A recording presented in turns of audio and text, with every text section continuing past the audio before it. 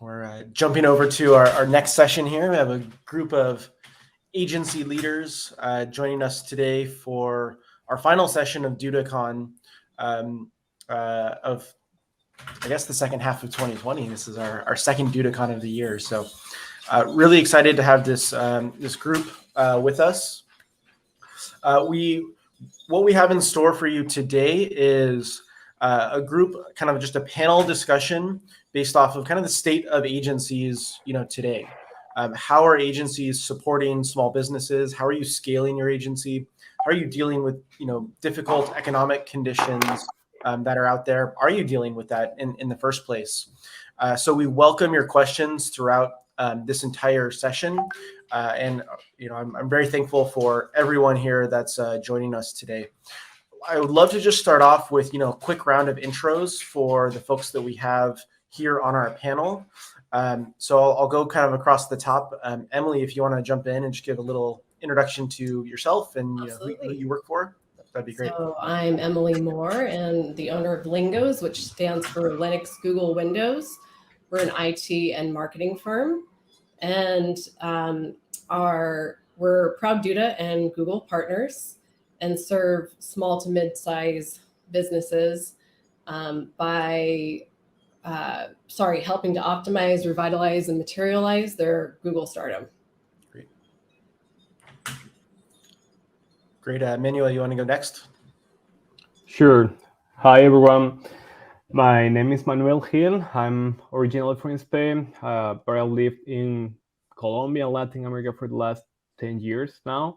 I'm the CEO of Blue Caribou, which is a digital marketing agency based in Bogota, Colombia. We also have operations in different countries across Latin America.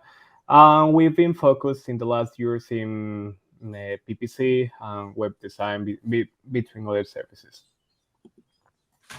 Great. Josh, you want to jump in?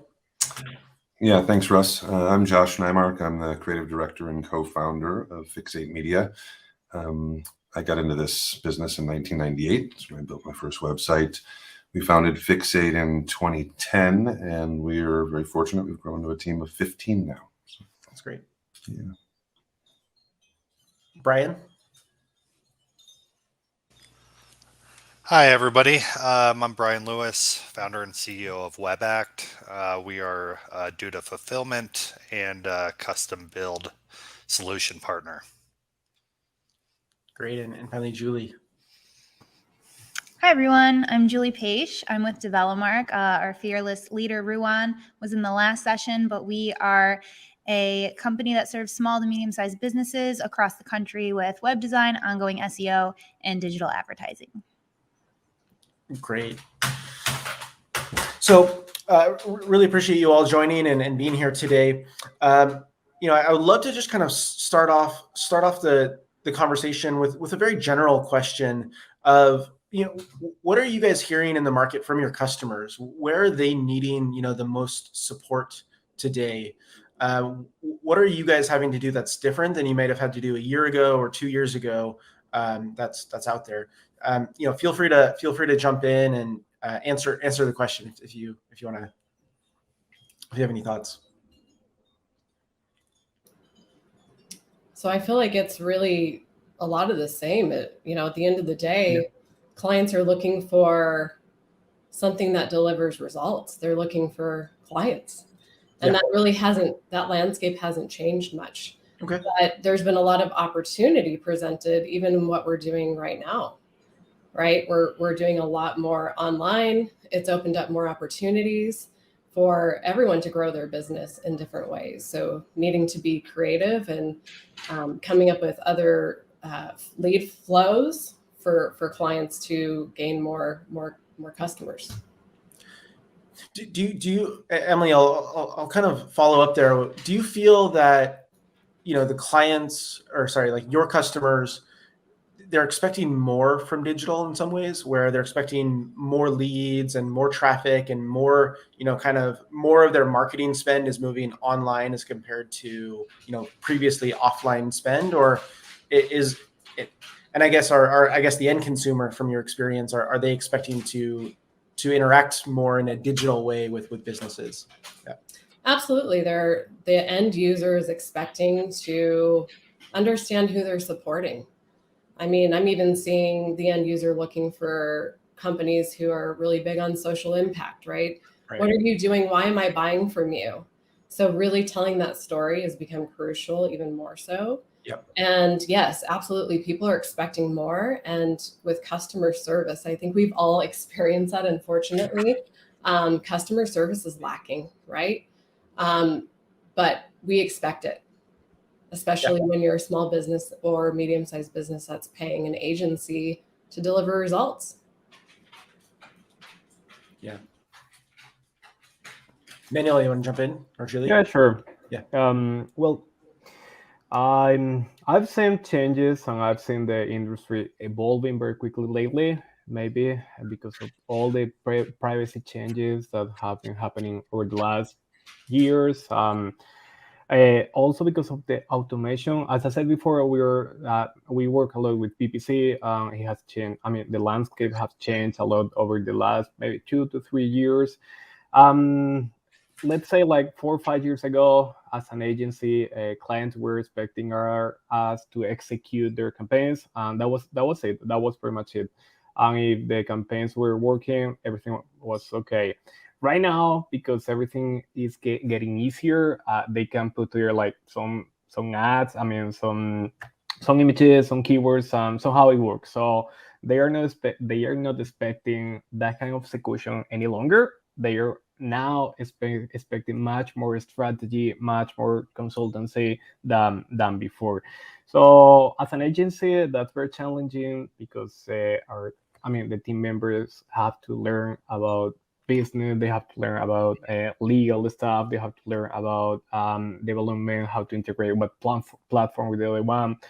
So I've seen that's like my vision. That's what I've seen in the last years. That will be probably a big change in our business in the coming years. Yeah, definitely makes sense. Yeah.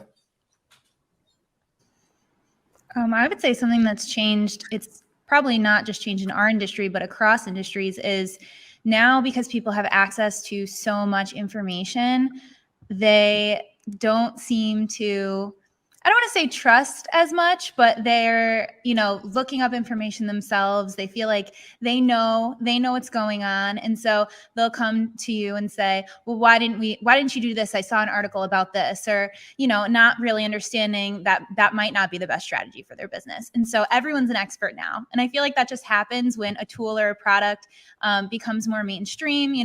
SEO used to be this mysterious thing and nobody knew what it was. And they were just like, yeah, my web agency does SEO. And so it was really impressive, right? And now everyone can go on Google and look up what's SEO and how do I do it, and believe that they are an expert in that. And so it's almost a little bit more of the proof is in the results, right? Which I think has always been true, but even more so now. It's like you have to deliver, and they expect it fast, and you just kind of got to treat them more as a partner and as someone who knows what they're doing, and so that they feel valued and they feel like they're working with you as opposed to you working for them.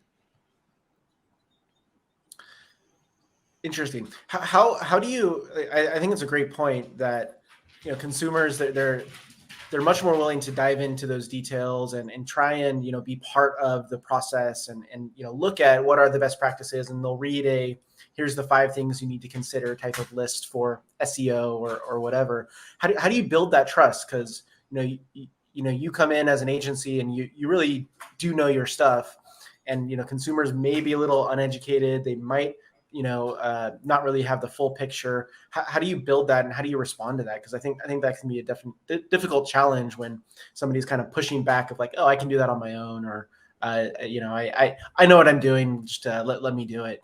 Before you can actually prove results, right? You don't have data to give until you've actually brought them on board.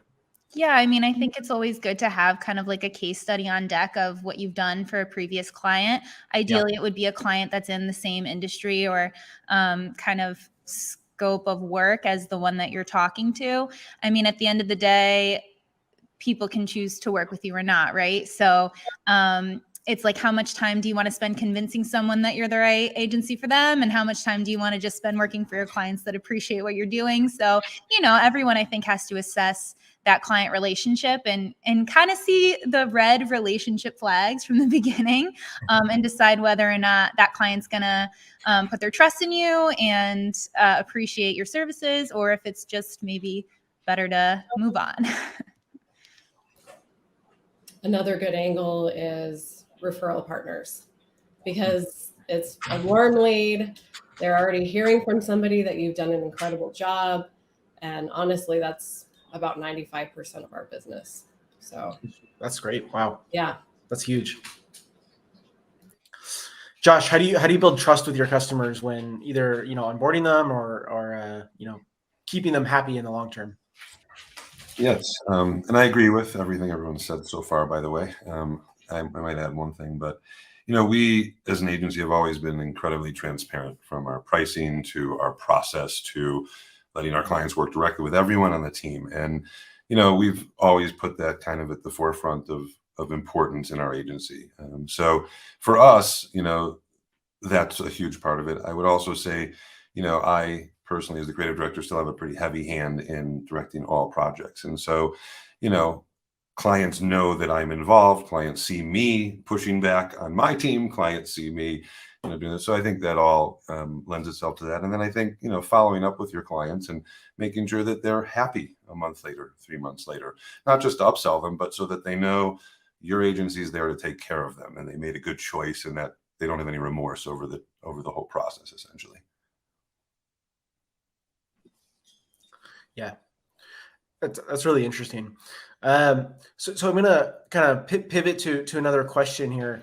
And Manuel, I want to point this at you first. Of how do you think about growing your team and kind of bringing on board new designers or new folks and then empowering them to be successful within their roles? I think this is something I see a lot of agencies struggle with, where they start small and they can have 1 or 2 people, but then as they try and grow more, processes can break down really easily once you add people. So do you have any best practices or things that you guys do? Yeah, well, that's a tough question because we are all dealing with all kind of rotation problems lately. Yeah, actually, we've been working in our systems and processes from the very beginning. As I said before, we've been in the market for the last 10 years. So when you mature a little bit, everything gets somehow a bit easier in terms of onboarding, because you have a brand, you have a bigger team, you have some leaders, you have some onboarding processes, you have a brand that people recognize, you get referral from people who already work for you. But that's easier to say than to be done. Right now, we are working remotely, which makes everything even more complicated because you don't get to meet people in person. So onboarding processes are much more difficult right now because you have to spend a lot of time, and even though you spend a lot of time, you have the same touch, you have the same spaces to share with the people. You cannot go and have lunch, you cannot go out for some drinks. So what we've done is quite the opposite as we were doing before the pandemic. We started to hire some people remotely in little villages where we found that there's really good talent that are very happy with the salary that you can offer them. If you can offer them like a career, like a place where they can grow, it's something that before they were not able to get. So they really appreciate that. We are using a lot of tools online. A few years ago, it was really difficult to get like different courses online. Now it's pretty easy. It makes onboarding much easier because, for example, you can teach how to create a web design, but it's much more complicated to teach them how to develop like soft skill, because you're not an expert in that. As Josh, I think, said before, you need all kind of skills, and you need that kind of communication with the client. So It's a mix of things. It's not easy. First, you have to learn how to hire. You know that even though you have the perfect candidate, it's like a 50% chance that person works in your organization.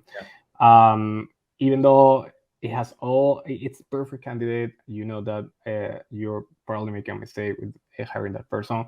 But at least the likelihood of failure is only 50%. At the beginning, it's like 80 to 90%. Now, so you learn over time how to find those profiles for your organization.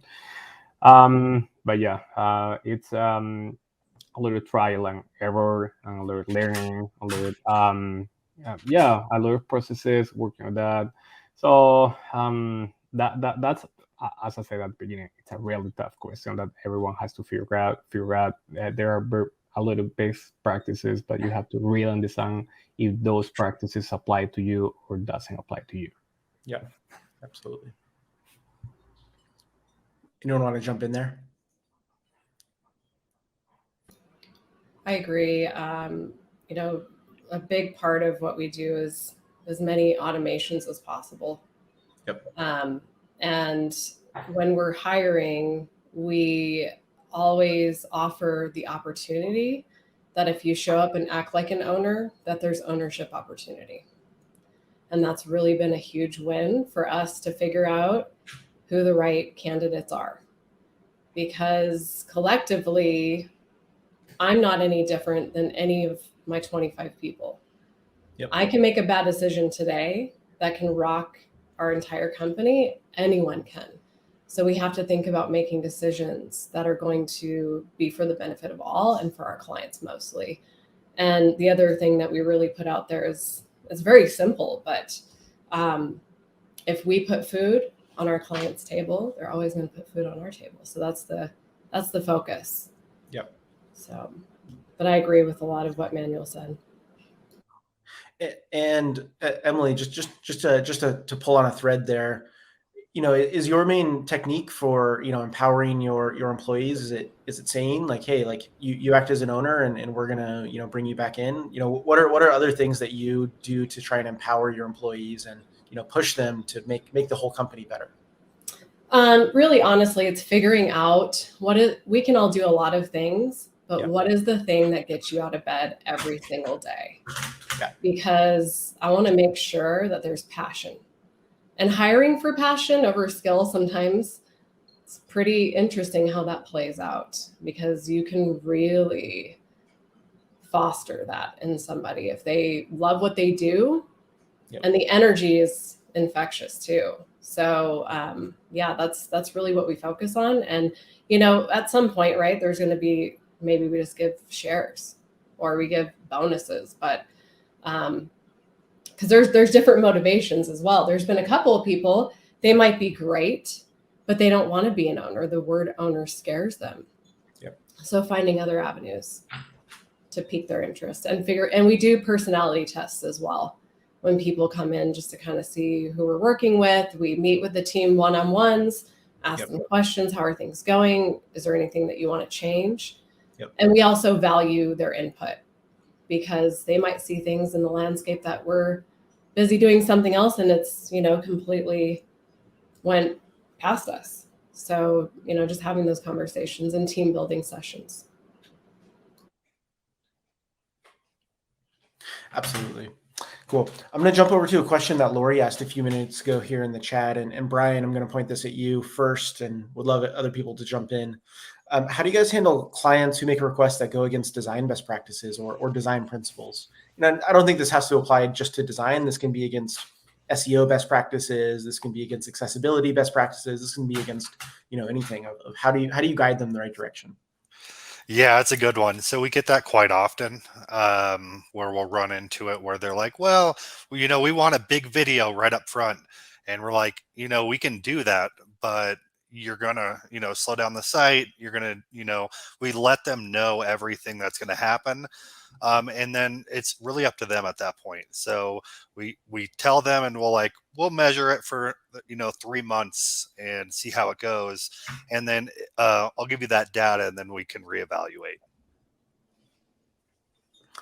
how do you look at that data? Like, how do you know that, great, we launched for 3 months, and what are you looking at? Like time on site? Are you looking at the bounce rate? Like how are you proving one way or the other, right? Yeah, so You said a we hypothesis at the beginning. yeah, we look at all Yeah. those things really. Yeah. It's really that the load speed. Mhm. If we're looking at bounce rate, Uh-huh. the time on site is also really important. Making Yeah. sure that doesn't go down because of Yeah. it. If people are bouncing after 3 seconds because your website doesn't load, like that's a problem. Yeah. And that's when we can point that out to them and say, hey, this is what's happening since we made that change. Would you mind us changing it back to fix, especially if they're running a Google ad campaign or something Yeah. like that, where they're wasting money now trying to do that. I totally agree with what Brian said. I think the key thing there is, you let them know based on your experience why that might not be the best decision and what could happen if you choose to go in that direction. And then you make sure that it is documented, like in writing, via email. If you had the conversation on the phone, send a follow-up email, just so that 3 months later, when you go to them and say, hey, this is what's happening, and here's why, in the event that they say, oh, well, then why did we do that? You have it documented in writing, which can be very helpful. Yeah. When it comes to SEO or ads, just like Brian indicated, a lot of times those things can really hinder our results. And so for us, of course, if the client is just not willing to budge, we'll go that route. But we really do try to, why were you coming to us in the first place? Were you receiving what you wanted? Obviously, they're here for a purpose and a reason. Yep. And there's got to be trust in that relationship. And there has to be a growth and faith mindset, in my opinion. Mhm. I've seen taking on clients that are a little more, I would say, anxious or afraid of failure. And I really believe there's something to taking people on that. So I guess it's finding out who your ideal client is as well, right? Because do you want to fight back and forth about what you know is tried and true and is going to deliver those results?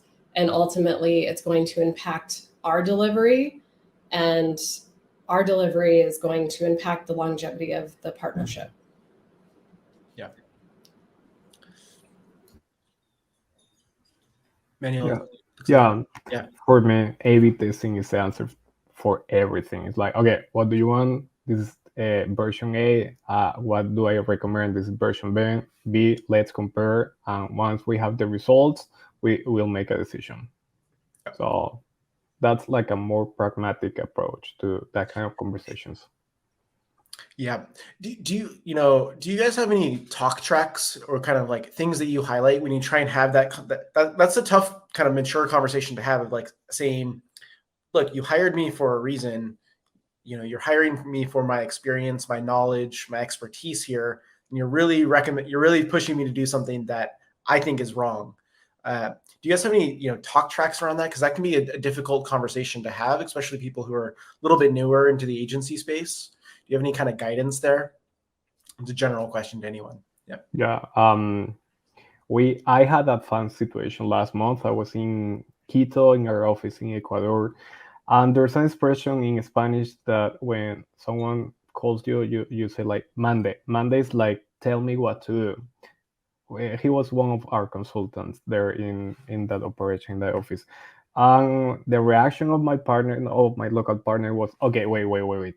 You cannot use that expression because you cannot tell your client to tell you what to do. You have to position yourself like an expert. So you can never use that kind of language.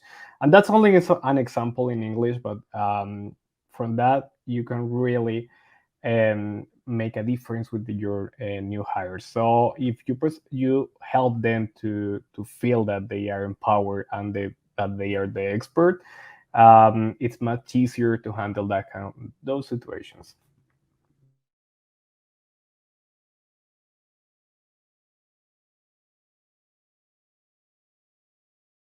Sorry, I was muted. Anyone else want to jump in there? I could have just a little bit about, Yeah. I guess, expectations of the client and how we've Yeah. always worked with that. I mean, with us, with my experience, it's a little different because some of that may be trust based with us when they hire us, but we have a pretty, detailed onboarding process. We have a kickoff call where we discuss these things up front with the client. And, if it's an SEO focused project, we're talking a lot more about Google Core Web Vitals and a lot less about banner images and motion video background and those kinds of things. But, if it arises at our firm, we do push back, and we will do it in writing an email, like Julie said, because it's good to have some documentation. But it is not uncommon that someone is asking our client, can Josh get on the phone or a Google Meet with you this afternoon? He really wants to talk to you. And now I'm going to show them some data. The caveat to that is we still build websites for our clients, not for us, right? And so even very recently, we did a site and they were working with an outside SEO agency. And the SEO agency came in and just gutted the content. And it was a gutting. And this woman was so upset because this is her brand. It's what, means something to her and her brand. And she's a florist. People give her many thousands of dollars for weddings, and things like that. So her language matters. So I think that there's a balance still between art and commerce on many projects, right? If you're selling, iPhones, sure, that's a different game, right? But if you have a lot of different small and medium businesses, right, size businesses, they still want it to feel like them or have their own language, or they want it to be theirs. And sometimes there is some compromise. So I think pushing back is great and have data to support that. But ultimately, right, try to think about your client and the site being theirs, I think, when it's done too. So. Yeah, absolutely. So I want to kind of turn this to a little bit to kind of the current economic state. This week in the U.S., we saw, a new inflation report that was not as good as people wanted it to be. We saw kind of a drop in the stock market today. There's a lot of worry right now, out there of what is coming. Are people going to lose jobs? Are businesses going to close? I would love to hear, just across the panel in general, how you guys are thinking about this and how you're reacting to this. Is this something you're hearing in the market at all in the first place? Julie, I don't know if you want to start and kind of jump in there. Sure. I think everyone's a little, on edge when it comes to words like inflation and recession and all those fun buzzwords that you hear. But, there are practices that you can implement regardless of the economy just to put your agency in a good position, no matter what's going on in the world. So specifically for recession times, obviously everyone tries to pull back the purse strings a little bit and cut their expenses. And those are the obvious things to do. But one of the things that, we think is really important for our agency is completely understanding our client portfolio and which of our clients are in industries that are considered more essential, and what portion of our clients are in industries that are just, nice to have, which clients are going to be affected if the economy goes down. So really just assessing your client portfolio and understanding, okay, if people stop spending on luxury, my business could potentially take a 50% hit because half of my clients work in the luxury space. So just assessing that client portfolio and understanding how it may affect your business. Now, we all know that it's much easier to keep a client, right, than to have to constantly get new clients. So the goal is to, even in hard times, keep those clients that may get hit by a recession. So it's important to have a retention plan for clients when they do hit hard times, and decide, what are you going to charge them just for hosting of their website, just so that they continue to operate during this time? And what's the minimum that you're willing to have them pay to keep them on as a client? Because if you can stand by them during their hard times, they're more likely to stick with you through that difficult time and beyond. So you have to come up with those numbers of how much you're gonna charge a client to just kind of host and do the bare minimum so that you can maintain that great relationship with them. And then finally, as far as bringing on new clients during a harder time, it's really important to understand what's the minimum that you're willing to charge for basic services to get those clients in the door in a time that might be a little more difficult, so that when their business starts doing better, you can add on and make them a more and more valuable client for your agency. So one of the things we talk about a lot is Apple, right? You don't go to Apple and just buy all of their products and services at once. They sell you on the phone and then you're in. And then you want, the AirPods, you want the case for your iPhone, you need the charger, you go to the App Store and you buy the apps. So it's what's that key service that you can offer for a reasonable price point that's going to get those clients in the door because it's so valuable, regardless of the economy. And then, they'll continue to grow within your agency and become one of your most profitable clients potentially. So those are just some of the things that, we've been talking about at DevelopMark and some of the things that we're focused on, both in a recession sort of mindset, but just as good practices for the company overall. Yep. Emily, you wanna jump in next? Absolutely. Really good points, Julie. One of the things that I like to point out is that when we are doomed with the words recession, there's so much opportunity. 4.4 million businesses were started during the pandemic. And we saw rapid growth during that time. And right now, if we're considering this a recession, we're still seeing rapid growth. And really what we're focused on, and I agree with understanding your client portfolio, but also coming up with solutions, thinking ahead of the game. What can we do to get some of those companies, those industries that are not as recession proof from point A to point Z? One thing that we've done, because Lingo's is mostly known for very white glove service, very hands-on, but we are starting another division or company, so to speak, where we are going to cater to nurturing clients from that beginning stage, some of those new 4.4 billion clients, and building them up, as Julie mentioned in the Apple approach, to some of our growth mode packages. So I like, it's good to be aware of what's happening, but at the same time, if you are really working on not just assuming, right? We don't like to assume that if I see lead forms coming through, which is my favorite thing to do, is when I see lead forms hit my inbox, I don't assume that my clients are happy about that, because what if it's not the right kind of lead? So we hold a monthly marketing think tank where we deep dive in with the clients and we ask those hard questions, because there's no avoiding that. If we need to pivot, let's put all of our heads together. Let's come up with a good strategy. And it's been incredible. We've come up with some really juicy ideas that have, really great ROI. We've been able to upsell during those opportunities. And most importantly, the clients feel like they have a partner and they're being heard. Just one follow-up there, Emily. Do there definitely have been a lot of new businesses started, since the pandemic started. And do you notice any different profile about these? And, what are you doing in that kind of, starting package that you're trying to get in and kind of get your foot in the door with these clients, then obviously move them up the food chain? Do you notice anything like particular about them, or anything that you have to do differently traditionally than what you do with your existing clients, or is it much the same? I really haven't noticed anything different. I feel that a lot of people sat at home and thought, you know what, do I want to go back to that space where I wasn't happy?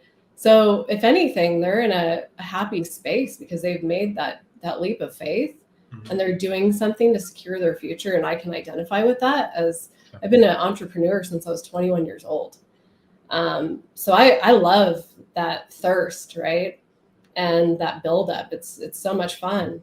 But really what we're going to do is some of those clients will be used as case studies. Mm-hmm. So there's some of them where we'll take them and give them more than what they're paying for. And we're going to use that to, our leverage. Yep. And then in other cases, we're going to build in just a lot of automations, but there's still going to be a personal touch, because at the end of the day, you just can't be stale, right? People do expect more, which is why websites are such a big deal, because you expect an experience. Otherwise you bounce, right? So, but it created a opportunity for us to come in with a different brand and a different package and approach. Interesting. Manuel, I'll point this question to you. I know things are a little different in the LATAM market than they are in the US. What are you seeing over there? Well, Latin America is a big continent. There are many countries there. And there are huge difference between one country and the other one. So you have to really understand what's going on in each different country. For example, there are many changes in terms of the governments. Probably everyone has seen it on the news that some countries like Colombia, Chile, Peru, even Mexico have chosen left parties. That was not something that historically had happened before. There are many changes in terms of currencies. Most of them are being depreciated if you compare with the US dollar. So there are a lot of changes going on there, and there's a fact there's inflation, there's recession all around the globe. It's coming. The economic cycle is changing very quickly lately. So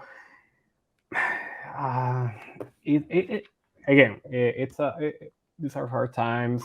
If you think about Latin America and the agency and the digital marketing space, what I've seen is that if you compare with the US, in the US, if you're an agency and you're specialized on a niche, you, for example, you're the best doing SEO, you're the best doing PPC, you will do.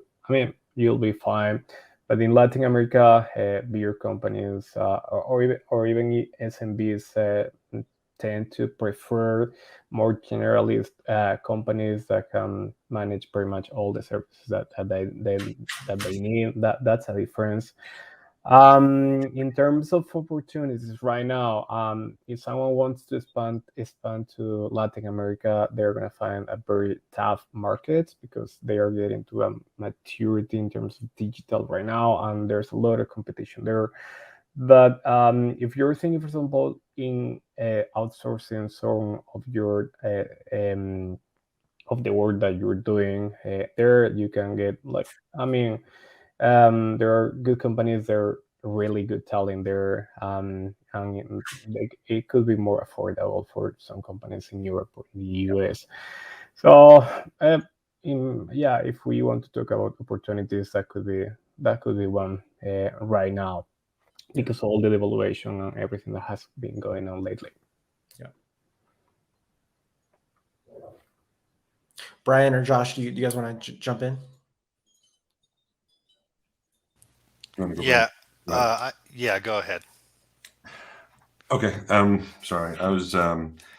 I guess I think we've seen more clients preparing, getting more involved in what's going on with their websites. Can we use those personalization tools now? How do we do that? Right. Like, I've sensed more of that, not as much of a slowdown, particularly for us, but like some of the other panelists have said, people are still building websites and they're still trying to get those businesses going and not go back to what they were doing. So I think that, yes, there's opportunity for agencies out there, as far as packaging and pricing and how you do that. I think it's going to be specific to the agency and the clientele, that they're serving. But I definitely think that people are starting to get more and more concerned about what might happen, particularly because everybody was worried a couple of years ago when COVID came, right? And that was a whole scare. And so everyone went through that, and now this is the next thing. So we see a lot of preparation. Yeah. Got it. I'm going to piggyback off that a little bit, Josh. We've been seeing the same thing on the agency side as well. A lot of them preparing. We've been getting a lot of requests for kind of custom Duda API builds as well, with custom integrations and things like that, just to prepare in case things do get rocky a little bit. They have a quick and easy solution for their clients to build sites or build it for them rapidly. Yeah, Brian, just on that thread, do you feel like you're getting more? I know you work a lot with agencies kind of within the Duda community. Do you feel like you're getting more that are looking at different ways of leveraging websites and onboarding their customers to websites, and maybe looking at kind of a DIY onboarding experience versus just the traditional, hey, I'm going to do the full web design process for you? Do you see kind of a change, or is it kind of similar to the past few years that you've seen? No, it's actually probably tripled the amount of people that are really wanting to go that direction. They just want to be prepared for everything. If they're going to go to a trade show, they have that new simple editor that they can, input their data real quick. Boom, they have a website. It's quick and easy for them with any marketing that they do. So that's kind of been the shift lately. Or having custom integrations where they can just have a full form, build the whole website. It makes it quick and easy for the design team just to import all that data and just plug it in, and boom, change a few things, the site's done. Yeah. Got it. Interesting. I think from my perspective, I definitely see people looking at a little bit of different ways of trying to bring on board customers and try and engage with them, especially a little more kind of the automated touch, right? Especially at the beginning of that initial conversation, and trying to obviously get people into a full web design package is ultimately obviously the goal. But having them be able to start with something simple, I think we've seen a little bit of a pickup there as well. Just that seems to be fitting with trying to do more with less. Kind of a standard practice today around business in general. Yeah, Josh, do you see something similar, or are you things kind of par for the course? I mean, I've seen a lot of changes over the years, but I would say that's on point. Yeah. I would say, yeah. So let's try and move away a little bit from kind of the scary recession talk. It's kind of everywhere these days. What do you guys do to grow your business in general? I think I would love to hear your guys' best practices of even outside of just the current environment. How are you trying to identify new clients? How do you get in front of them? How do you use word of mouth more effectively within your existing client base? Do you guys have any tools, techniques, tactics that are really working well for you? Just jump in, guys. Yeah. So speaking engagements, making sure you're the authority. The biggest thing for us, though, is power partners. So, and also leveraging the IT side of our business, which I want to highlight for other agencies, because those two areas require a great deal of trust when you're touching someone's IT or their digital assets. And so what happens is we'll come in from one angle or the other, and they ultimately become clients on both sides. Yeah. So finding maybe IT companies that need a really good web designer to take over that business, working with business coaches and having them refer you out. And I've seen that be so magical, especially when they know that you're going to make their clients happy by delivering really good results. Yep. Some of those things have been really big for us. Can you explain more of this concept of like power partners that you mentioned? It's new to me. Yeah. So really just leveraging clients that already have a book of business that you develop a strategic relationship with. Either that's, some of our power partners don't want anything other than just treat my clients right, make me look good, and I'm happy. And, some of them might want a kickback, or maybe they're a client of ours and we give them a little extra. And if we identify someone who's very connected we will often come in and say, I'm going to offer you something. I had one client in particular. He's amazing. He's from Brazil and literally came from nothing to something really amazing now. And he went through a moment as he was starting his second business, and he says, I need to buy a van, and I need to pause services, not because I don't want to work with you guys, but I have to buy a van. And so I said, you know what? Don't worry about it. We have you covered. And as the moment he came back, which he just came back, he started referring more business to us. He's very connected. So really just taking good care of those people and making sure that you're appreciative of the business that they're bringing in. And therefore you're going to also, you scratch my back, I'm scratching your back. It's a partnership. And sometimes we can, be 100%, but every business owner has been through a tough time at one point, right, in your journey. And so really understanding that and going back to that space and serving the clients in that way. Right. So I definitely agree with Emily on that. Find good power partners. We try to partner with, people in the advertising industry that don't specialize in websites. We're partnered with a bunch of radio stations, news outlets, things like that, to build sites for their clients that will be doing TV ads or radio spots. They have to have a good experience, and they know that when they're advertising. So they reach out to us, and we'll build the sites really nice for them. So when they do advertise, they have a good experience, because that's mostly where they're going to be going, is to the website when they hear them on the radio or see a TV ad. I have just one other point. So finding, like, for instance, if we help nonprofits to get an ads grant of $10,000, we don't charge them for the ads management. And we just say, please, recommend us to anyone that you know. Mm-hmm. So things like that too, because it's also a really big way to give back to the community and help people out that might not have the budget, but also getting your name out there too. Yeah.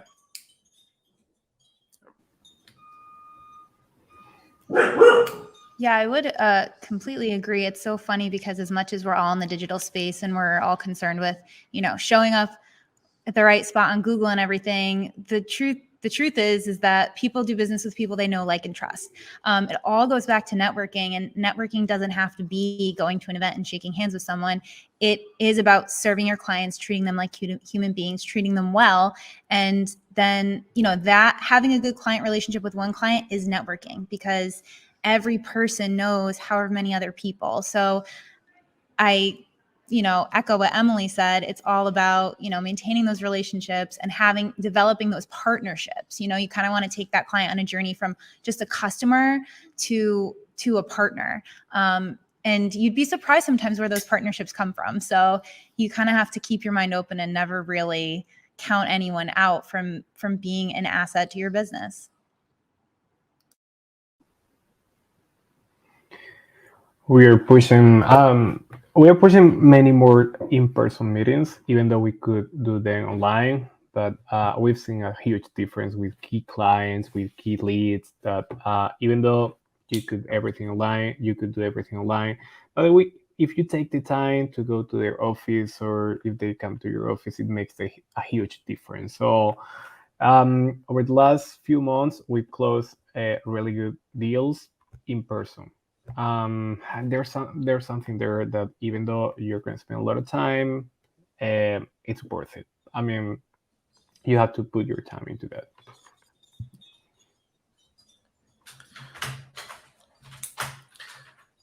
Do you guys see that? I think this in-person, kind of touch is important, right? It's something where, with COVID, everyone moved really far into the great, we're only going to meet virtually. And virtual is still a great, communication tactic. We're doing all of DudaCon virtually here. But is there a sense that, in person does drive those better relationships? And how do you draw the line? Because people love working from home and people love being productive at home, but building that relationship is still still important? Is it just the upfront? Is it something you try and do, every quarter that you get in front of customers? How do you guys think about this? We're trying to figure out right now. You start with your bigger clients, with the key relationships that you have to maintain, and after that, you keep going, you keep testing what works better, what works worse. When is it worth it? Is it worth it to travel for 3 hours or something like that? But you have to get started with your key clients and your key leads. Yeah. Josh, what are you doing these days? Oh, building beautiful Duda websites. That's the only thing we do. No, we actually, like everyone else, I think, has been thinking about this, and we're doing a few different things. And one of them is similar to what we did during the pandemic, which was to come up with a very cost-effective, low-touch offering for people that might not be able to afford our regular services, but also maintaining our very affordable pricing for the process and quality you get. But Fix8 has always worked with agencies as partners, even before we worked with Duda. So, social media management and ad placement agencies, or real estate marketing agencies, or an assortment of those. And so that's always been very much part of our business. What's changed in the last year probably is we're doing a lot more white label work, meaning people are white labeling our brand, right? And I'm putting up a different Zoom background or a different Meet background and literally a new hat, and then we're acting as them. And I think that from an agency perspective, there's a lot of benefit to both sides of that. But I think what's allowed us to do it is we looked at our agency and said, wow, we've got processes and project management. We've got all this very, very buttoned up. And wow, if somebody gives you that business and you don't have to go out and sell it, well, is that of more value? If you do it right, yeah. And if you can both be winning. So we've put a big focus on more of the white label partnership, and being a Duda Solutions partner has actually allowed us to form formal partnerships with other SaaS clients that are using the Duda platform. So we're doing a lot of that type of work. And just really focusing again on some of what the group said, trying to reach out to our clients who are successful, the ones we haven't heard from in a while, and see if there's anything we can do to be helping them. And, I think that a lot of times I don't know how all agencies do it, but we are very much about empowering clients. We train clients on how to use the tools. And so sometimes people forget all the great stuff in the Duda arsenal that's there and available. So I think that, for us, it's a combination of things, looking internally, having more of a affordable offering for people as we go into what might be this big recession, right? And then also really focusing on what we're good at. And what we're really good at is running a production company that builds websites. So, One question I always love to ask in these conversations is tools, right? We've talked a lot about kind of processes and growing your business and, trying to be more productive here. But do you guys have any new tools that you guys are excited about and kind of looking at for either, it can be operational, it can be something you're selling to customers, it can be anywhere in between there that's helping you out. Is there anything you guys are excited about right now that you're looking at? I don't know if it's that new, but I use Loom more than almost anything but email these days. I always did videos years ago with, TechSmith, and would download it and upload. But Loom is wonderful. And now we're encouraging our clients to use it to provide feedback because, gosh, it's a lot clearer and everything's documented in video. So there's not a lot of questions. So Loom is awesome. Yeah. Plus the face, right? Adds a little trust. Makes it more personal. Definitely. Yeah. It's a great tool. We're moving to SuiteDash, which is a customizable ERP solution for project management and allows for a lot of automated touch points. And it's a massive machine. We're really excited about that. And I wanted to back up on the last question because I wanted to say 2 opportunities that were created from this work environment today is interior decorators, right? Because your background is really important. And also customizable backgrounds for agencies to create, for brands. But one thing that I've noticed is, with us bringing in clients even from, other countries and states, it's really the same challenge, right? How do you get to know your clients? And so really taking that time to develop that personal relationship is huge too. Not everybody's going to want that, but the more that you can embed yourself in a personal touch, the better off you are.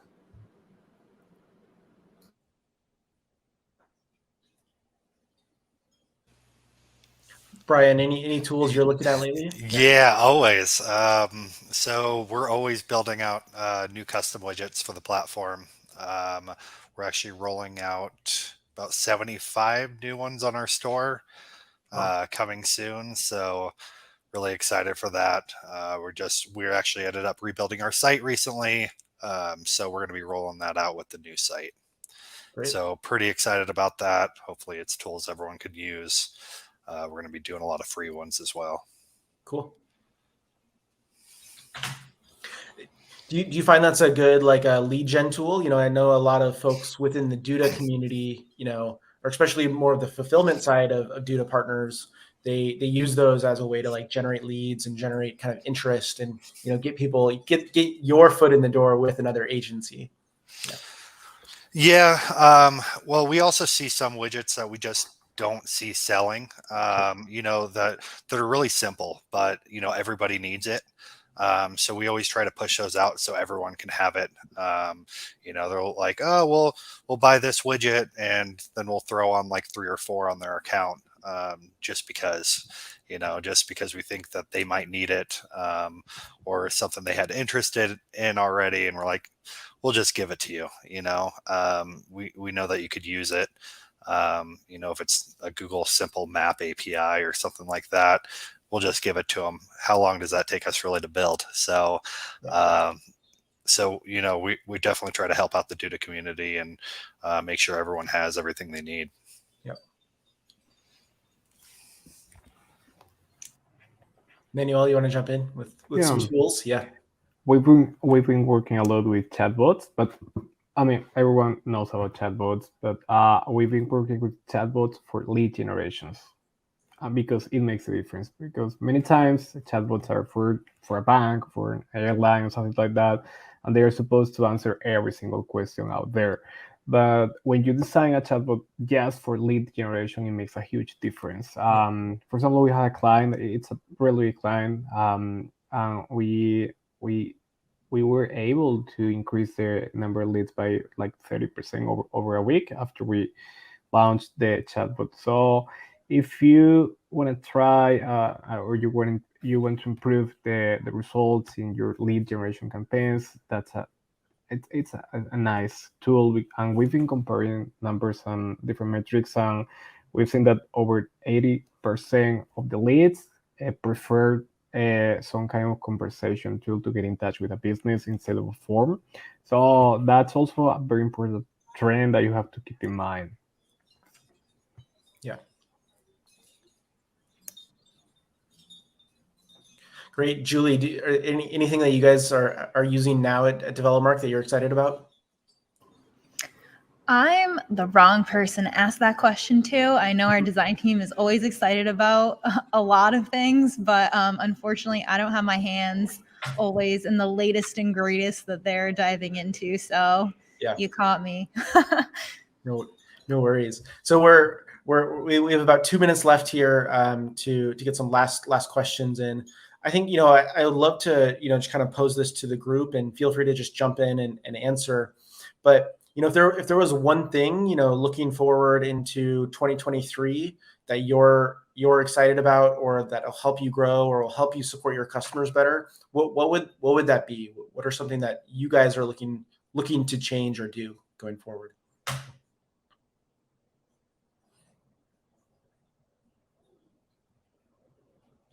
Anyone? I'll go ahead. Yeah. Team development. Team development. Okay. Yeah, we need everyone to learn as much as possible about digital marketing, about business in general, and about soft skill too. So that's probably our bet for next year. Got it. Josh, you were about to jump in there. Yeah, and then I blanked on it. Putting you on the spot too. Yeah. Things that we're looking forward to. That was the question. Yeah. We are doing a fair amount of more internal training, which I think is important for the growth of our own company. But Yeah. we also, as I was saying before, do a lot of external training. So we have weekly trainings with me live. And Yeah. over the last couple of years, we've had a lot of requests for specialized sessions with me, SEO related and things as they relate specifically to Duda. So I'm actually looking forward to trying to have time to do some of those things maybe once a month for our clients and kind of, not just for retention, just to help educate them, help to get them using the tools more. And if they use us more, that's wonderful too. So. Yeah. Emily, what about you? Anything for the next year? Creating customized packages based on industry, color psychology, conversions, what works for that industry, tried and true methods, and applying that to industries and selling it in packages in that way. Interesting. Packaged with case studies as well. Interesting. Wow. And leveraging Duda more. There you go. That's what I want to hear. Great, guys. Julie, Brian, any last minute thoughts, or are we good to wrap up here?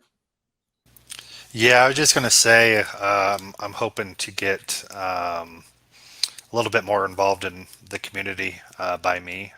So we've been trying to do some more local sites, helping local businesses kind of get their name out there. I live in a smaller town, so just trying to help them out and work with a lot more nonprofits, get their name out there. There's so many tools, that we can give them.